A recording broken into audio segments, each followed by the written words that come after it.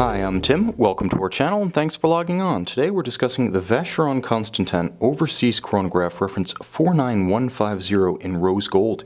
You can see and you can purchase this Grand Date second generation overseas chronograph in rose gold on our website.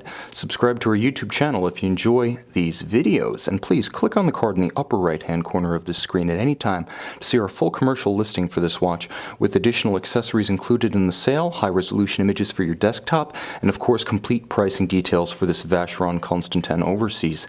Now, of course, 2016 is the 20th anniversary of the Overseas, and the third generation watch has been rolled out. For that reason, these second generation watches are already being called a modern classic, and for the first time in a while, a little bit of a scarce commodity as enthusiasts are looking to buy these up.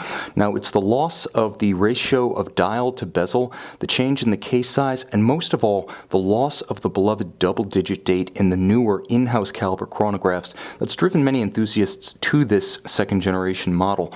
Now, it's 42 millimeters across the broad of the case, not including crown guard, pushers, or crown. In terms of thickness, the Overseas Chronograph has always been a very viable dress watch, only 12.5 millimeters thick. You can see how the slope of the Maltese cross-style bezel actually aids and abets a sleeve in ramping up over the flank of the case. This is an easy one to wear in formal attire.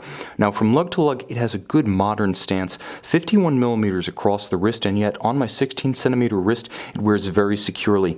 Can you wear it on a smaller wrist? Yes, I believe you can wear this watch quite securely down to 14.5 to 15 centimeters. But because it does have a broad case and because it does make maximum use of its lugs to extend itself visually, it also wears very well on a larger wrist. And part of the reason for that is because colored gold is just so powerful. It has an outsized visual impression, and that's compounded by the integration of the strap into the flow of the lugs.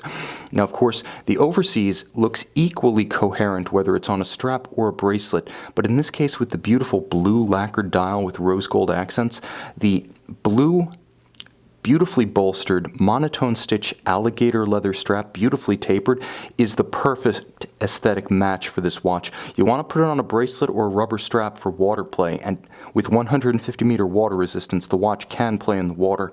But the combination of this strap with this clasp and this case is just exquisite. Even the interior of the clasp, the swing arm base, features the Maltese cross motif. This watch is thoroughly considered and beautifully designed. Twin trigger release, of course, which is nice to have on a large and heavy sports watch. It keeps this strap and clasp combination closed securely.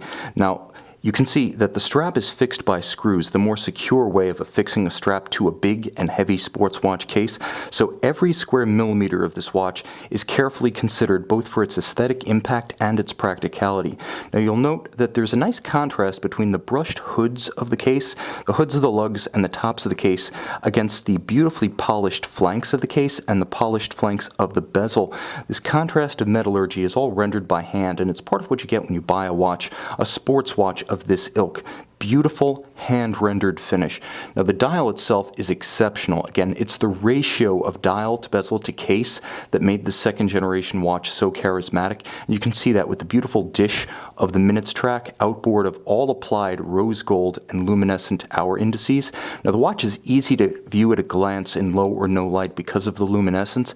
And again, with 150 meter water resistance and plenty of luminescence, this watch is a very serious sports watch in a way that, for instance, an Audemars Piguet Royal Oak chronograph isn't quite. It's sort of halfway between the capabilities of an offshore and a traditional Royal Oak, and it's wonderfully versatile for that. Now, the lacquered dial is incredible because of the gloss of its base.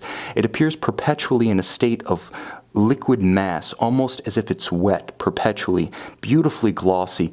It's a nice contrast to the rose gold applied elements, and it wonderfully frames that gorgeous double-digit date at 12 o'clock. Now, there is a quick set for the date, but there's also a clever use of asymmetry on the dial, as you'll note that the chronograph minutes register is substantially larger than the hour register and the constant seconds. Again, makes the two most critical elements of the elapsed time easily readable: seconds radially and a larger subregister for minutes.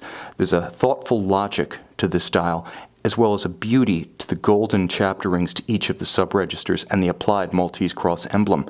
Now on the case back, you see the image of the full-rigged vessel that is the icon of the Overseas line. In fact, it recalls early 19th century journeys of Vacheron Constantin personnel to the New World, helping to establish the important relationship between North America and the manufacturer of Genève. However, it also covers a soft iron cage, which endows this watch with far more than the standard anti-magnetic property. Now, according to the ISO 764, 4,800 amperes per meter is the definition of an anti-magnetic watch, which is why Vacheron Constantin gives you 25,000 amperes per meter resistance and a beautiful solid gold case back. Now, inside is Vacheron Constantin's 1137 caliber automatic winding.